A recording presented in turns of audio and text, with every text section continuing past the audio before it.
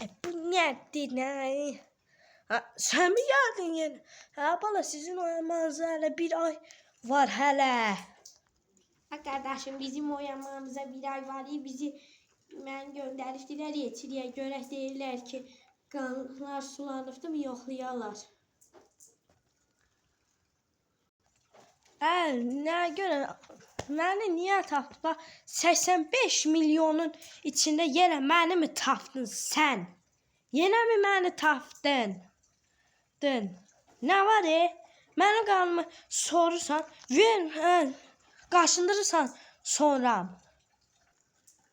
Ay əmi, heç olmasa biz gəlmişik qaşındırıqdana biraz dözsə. Ay əmi, gəlmişik də qardaşım, bir yolluq ver də heç olmasa.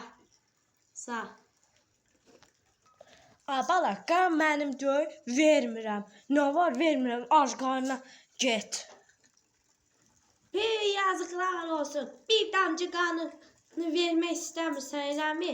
Mən çıxmıram. Qan verməmiş çıxmıram. Deməli sən getmirsən ha? Sən məcbur buraxdın məni.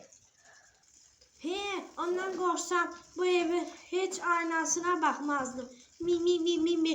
Qanını almadan heç bir yerə getmirəm. Deməli elə ha? Gör indi sən. Sən bir buna bax, qudur, gəl bura.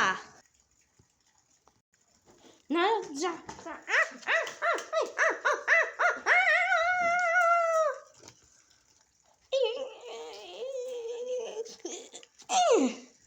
Bu bir savaş ilanıdır. Bir git.